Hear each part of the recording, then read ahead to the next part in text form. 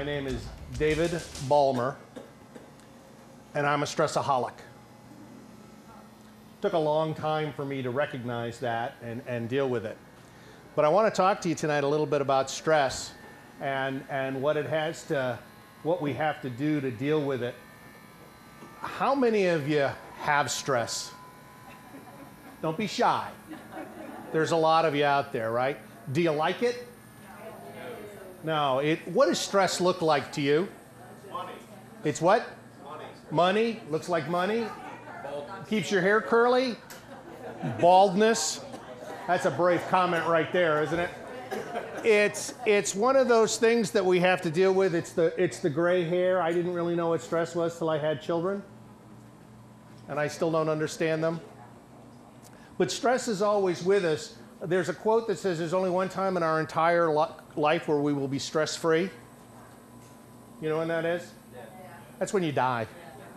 So it's always going to be with you. So I'm not going to talk to you about eliminating stress. I want to talk a little bit about some ideas to manage stress a little bit better and make it work for you. Does that make sense to everybody? We want to manage stress. We want to take control of it because sometimes it takes control of us. It's a gross mismanagement of our imaginations. And we want to really deal with those kind of things. As I want to tell everybody, I have a son. He's 16 now. He'll be 17 in 2 weeks. He is for sale. Or I can get you a nice lease to own option on him. When he was smaller, he loved baseball. And he wanted to be a great baseball player. And I'd come home from work and I would see him out in the back with his bat. And he's a lefty, and of course that added some excitement to it too, because I'm a righty, and we just couldn't sometimes get on the same page.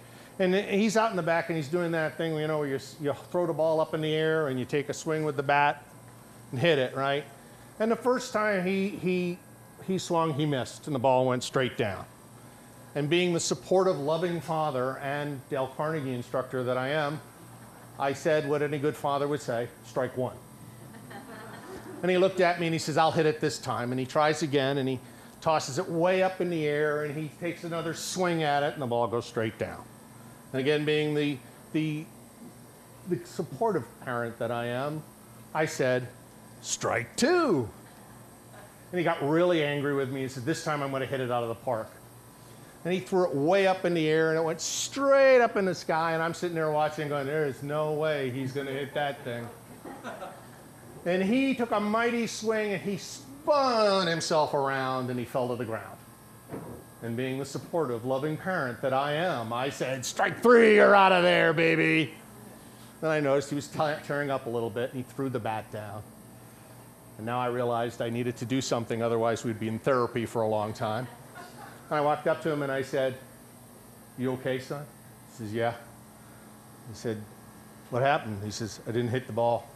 I said, no, you didn't. He said, I struck out. I said, yes, you did. He said, you know what, Dad? I said, what? He says, wasn't that some great pitching?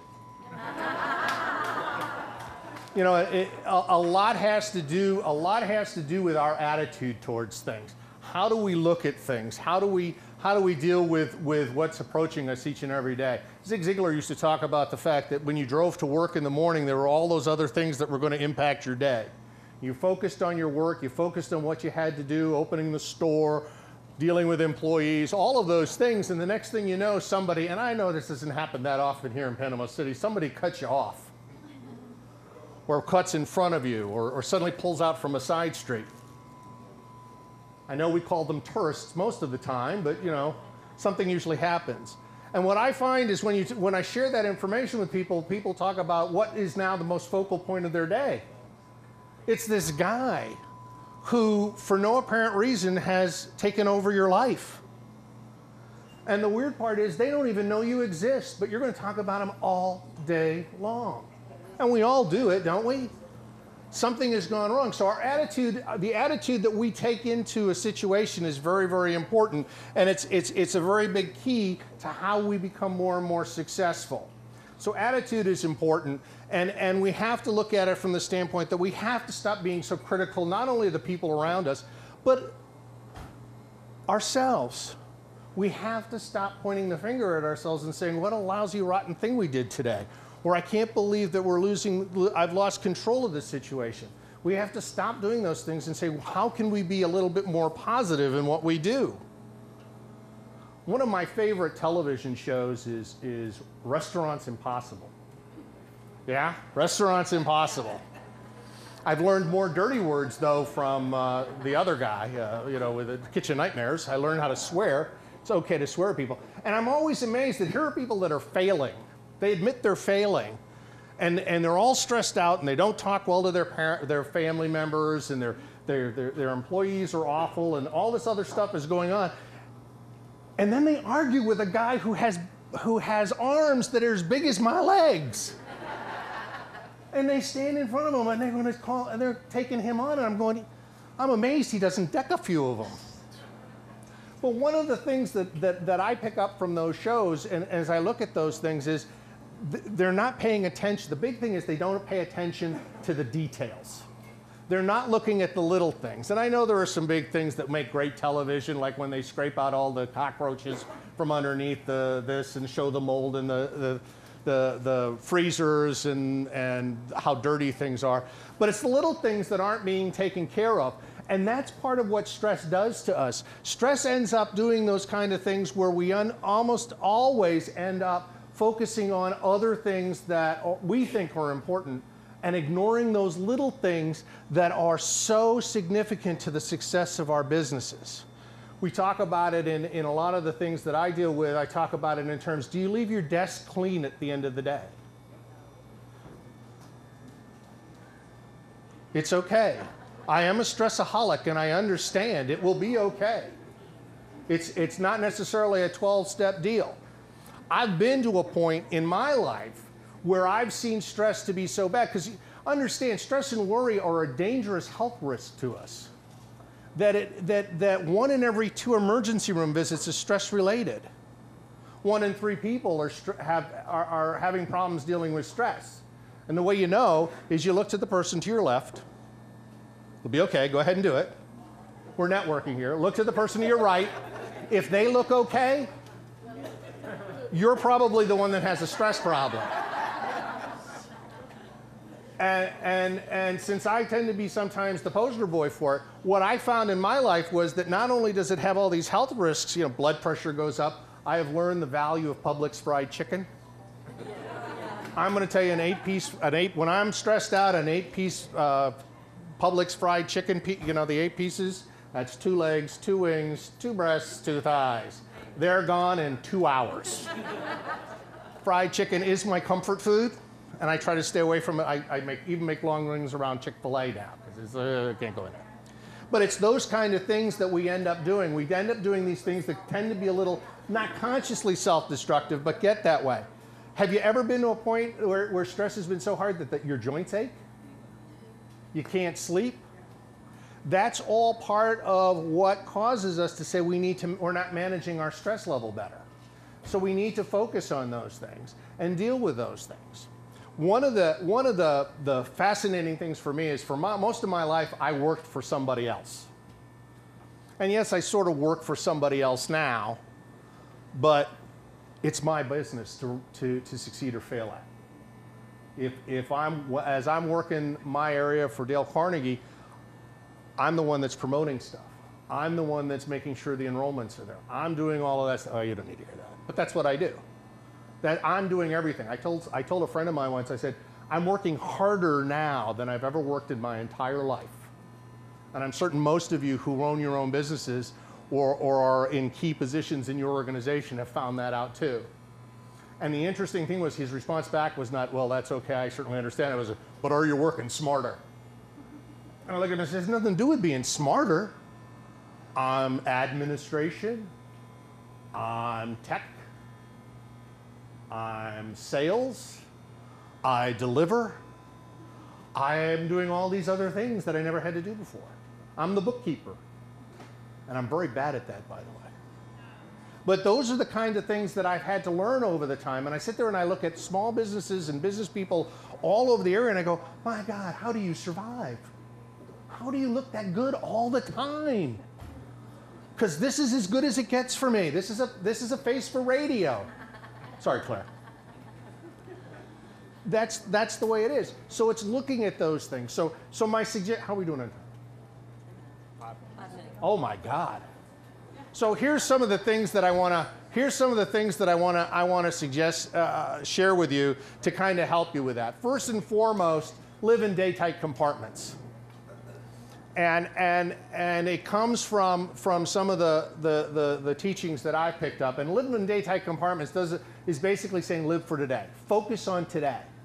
Because what I find out is a lot of people that have a lot of stress and worry, and I'm one of them, tend to focus on anything else but the problem at hand.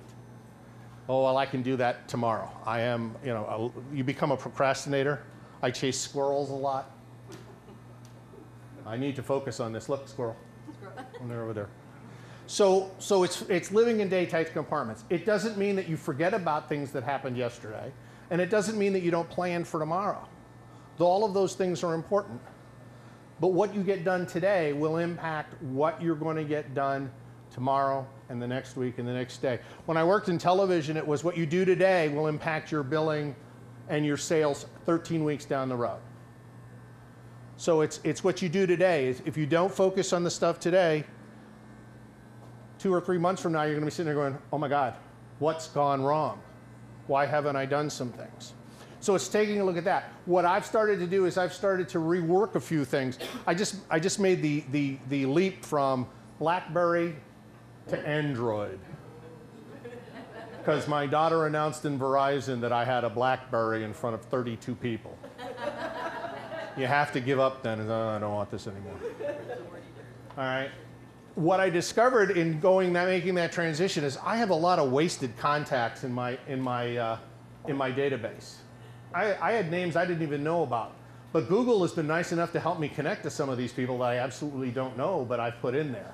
So I'm looking at those and saying, this is something I have to focus on now if I'm going to be successful in the future. The other aspect is to ask yourself a lot of questions. Do you ask yourself questions?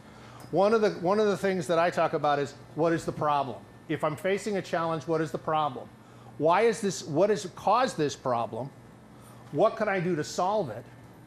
And what would be the best possible solution? And once I've gathered all of that information, I have to make a decision and move. Too often when we're in that stressaholic phase, it's, I can't think about this, I can't do that. But it allows me to refocus. And it's very important that we always refocus. And the last thing I want to leave you with is, how many of you have mentors? At whatever level you're on, do you have a mentor? Mentors are so important. People to talk to. The key behind a mentor is they shut up and they listen. When my son was 5, he used to make squeaky noises. I don't know where they came from, and we thought he was defective. Oh my God, there's something wrong with our child. Until we got with a group of people who had other 5-year-olds. And we got all these boy 5-year-olds together, and they all squeaked. And we went, oh, thank God. It's not him, it's the age. So we discovered that there are communities out there, because when we're under that stressaholic level, we're discovering that everything is uniquely our problem. Nobody else has ever suffered the way I've suffered. But when we have mentors and people that we can talk to, we suddenly discover that it's not unique, it's not different, and maybe, just maybe, there's somebody out there who can help us solve the problem and move on to greater things. 1 more minute? Okay. There is a story that I share with folks about an old wise man who would, from time to time, sit in the middle of the village that he lived in and share knowledge. And there were a group of young punks, we'll update it to punks, but young kids, and they would try and trick him. And it was always a struggle. And finally, one of the smart guys came up to the old man and he said, oh man, I have in my hand a bird. Tell me with all your wisdom, is it alive or is it dead? The old man looked at him and said, you know, if I say the bird is dead, you merely have to open your hands and let it fly free. if I say it's alive. You merely have to squeeze your hands together and crush it, and it will die. My answer is that the answer to your question is in your hands. For us to be successful, for us to do anything, we have to remember it's our responsibility. So when you're that stressaholic, the only person that can really get you out of it is you. Good luck, happy hunting, and less stress and more success. Thank you all very much.